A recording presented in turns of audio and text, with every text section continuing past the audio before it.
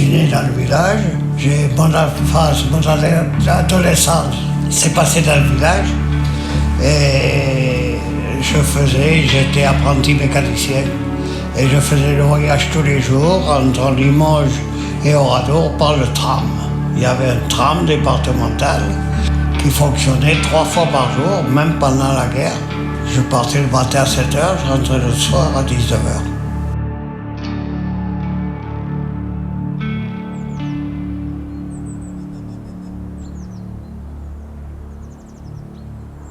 D'ailleurs, si j'ai pu aller faire mon apprentissage à Limoges, c'est que mon père était employé du tram et je ne payais pas le tram pour aller à Limoges. Parce que si j'avais payé le tram pour aller à Limoges, mon salaire au début n'aurait pas suffi. Est-ce que vous pouvez me parler un peu de votre famille? Vous avez 3 sœurs, si je ne me trompe pas? Oui, j'avais 3 sœurs. Une aînée qui avait quitté le domicile puisqu'elle était mariée. Donc elle est décédée depuis, mais elle n'était pas là. Et puis j'ai eu 2 sœurs, une de 22 et une de 9 ans. Ok. Et ma maman. Et votre mère? Vous pouvez m'en parler un petit peu aussi? Comment? Votre mère? Oui,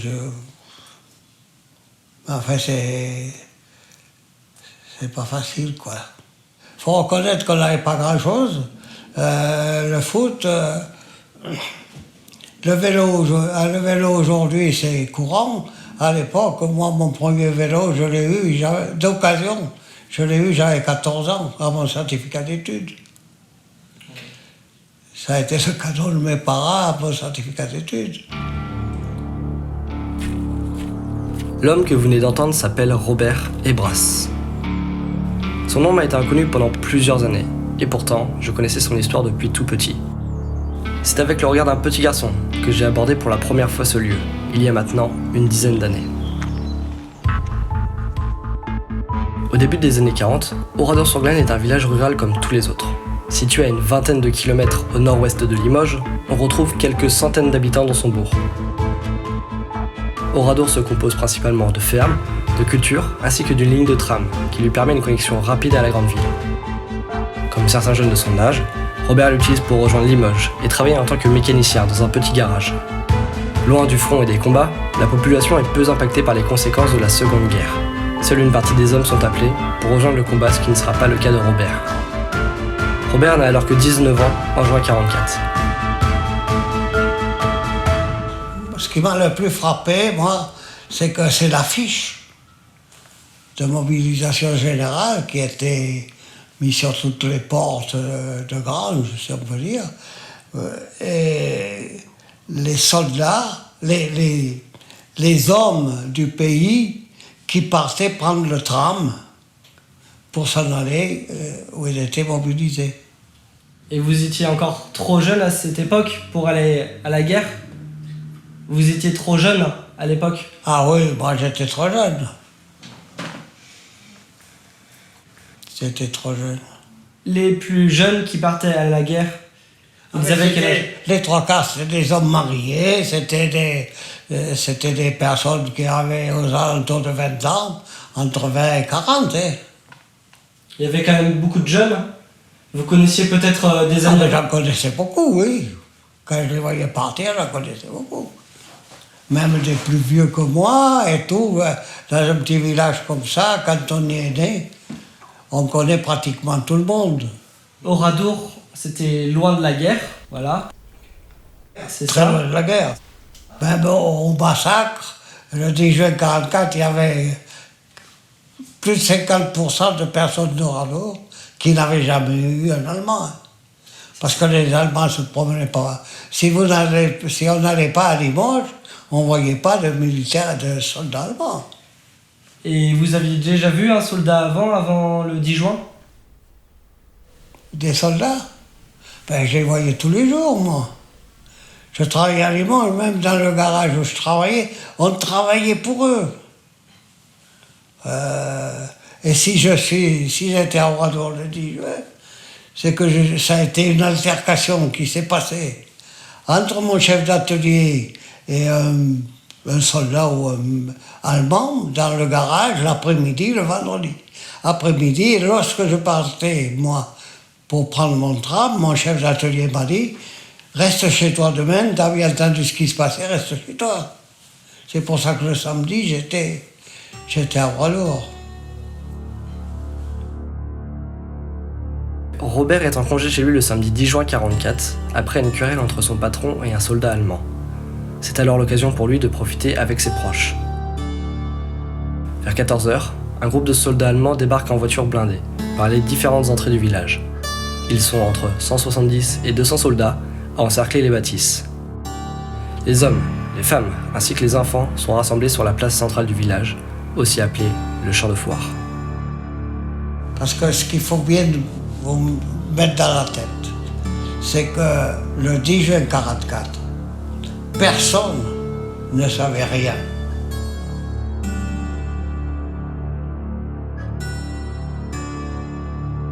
Moi, quand les Allemands sont arrivés, j'étais devant ma porte avec un ami qui était venu me voir, justement, parce qu'on avait un match de foot le lendemain, enfin, discuter de tout ça. Et à un moment donné, il y a un bruit très fort.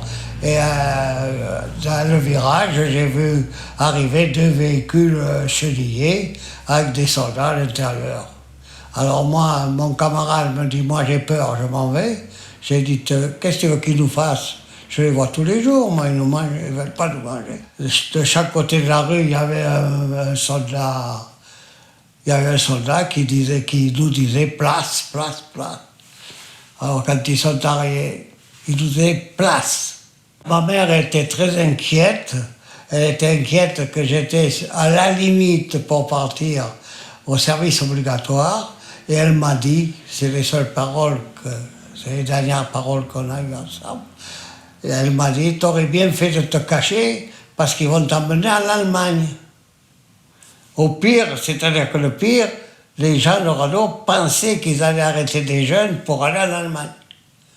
Ce n'était pas le cas. Elle m'a dit, et je lui ai répondu, je lui ai dit, t'inquiète pas, je n'ai pas tout à fait l'âge et je suis en règle. Alors j'ai dit, t'inquiète pas pour ça. Elle est partie en s'inquiétant si j'allais partir en Allemagne. Est-ce que ce jour-là du 10 juin 1944, vous avez eu un moment où vous avez basculé, où vous avez changé, il y a quelque chose qui a changé en vous? Peut-être une image? Peut-être une image qui revient? Il y a plusieurs images qui reviennent. Vous pouvez peut-être m'en parler un petit peu? Vous savez, quand on n'a jamais vu un fusil, quand on ne sait pas ce que c'est que la guerre, déjà sur le champ de foire, on fait la séparation entre les femmes et les enfants. Ça ne se passe pas facilement. Vous savez, quand vous avez un couple qui est là avec la maman, les enfants, et qu'on fait partir l'homme de l'autre côté, sans savoir ce qui va se passer, c'est pas toujours simple. Ça n'a pas été simple. J'ai vu ma mère partir, elle devait pleurer, je l'ai vu partir. C'est le dernier regard que j'ai vu d'elle, et puis donc les femmes sont parties, on restait nous les hommes seuls sur le champ de foire. Alors sur le champ de foire, on nous avait mettre à rempart 3 et face au mur. Donc le maire s'est présenté, ils lui ont demandé de désigner des otages, il s'est désigné lui, et puis moi, qu'est-ce que c'est des otages? Je ne savais pas, on ne parlait pas bien d'otages comme... Vous étiez encore un jeune garçon à 19 ans? Oui, insouciant, inconscient. Et l'innocence, c'est par exemple des enfants comme moi qui ne s'inquiètent de rien que de leur vie personnelle, hein, boire, manger, s'amuser. C'est tout. Et cette innocence, elle a changé, elle a été Vous n'avez plus eu d'innocence à partir de ce jour-là ou peut-être que cette innocence est partie plus tard? Moi, j'ai toujours dit, à partir du 11 juin, je suis devenu un homme, qu'avant, j'étais un adolescent. Donc il y a eu vraiment un changement. Ouais, il y a eu un changement très net, tout de suite. Sur le champ de foire, les hommes sont divisés en 6 grands groupes, tous répartis dans les hangars du village. Robert est emmené dans la grange Lodi, qui s'apparente à un grand bâtiment ouvert. Les 60 hommes présents avec lui sont compactés entre eux. Robert se retrouve derrière avec un de ses amis. Un premier coup de feu annonce le début de la tragédie.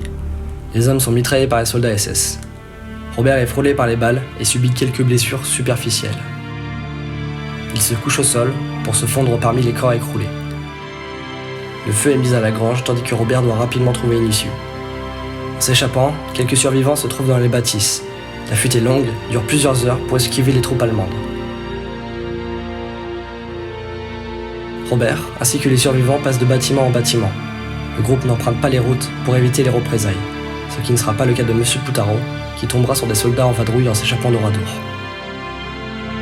Robert traverse le cimetière et rejoint la campagne, pour ensuite retrouver une petite maison, à l'abri de la tragédie.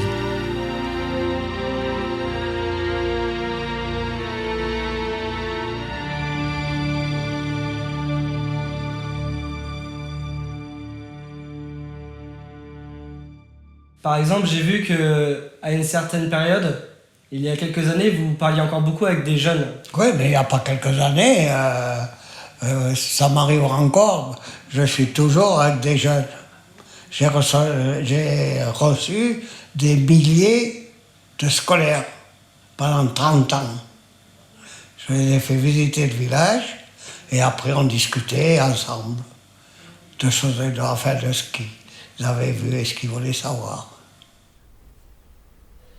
Et pour vous, c'est important de... Et pour moi, c'est important parce que je compte sur ces jeunes pour que la mémoire persiste.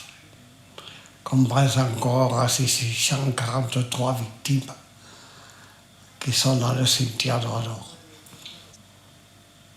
Vous croyez en cette jeunesse? Pour vous, c'est important de transmettre comme ça à la jeunesse? J'y crois, oui. Parce que je pense que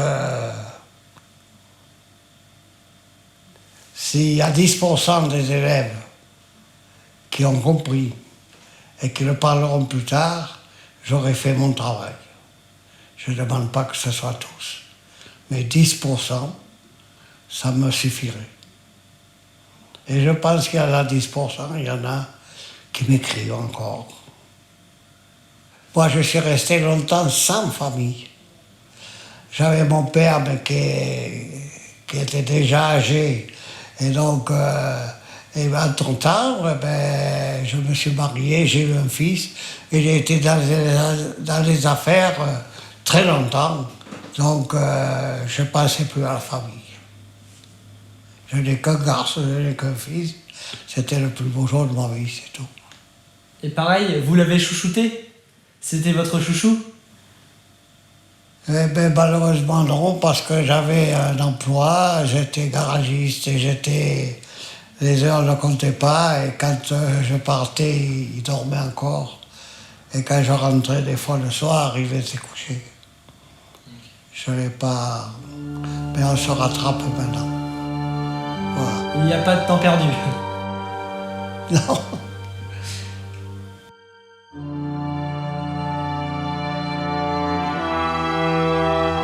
Le 10 juin 1944, le massacre d'Oradour-sur-Glane comptabilise un total de 643 victimes. Alors que le groupe de survivants s'échappe tant bien que mal du village, 350 femmes et enfants sont regroupés dans l'église pour connaître le même sort que les hommes. Une seule femme survivra à cet épisode tragique.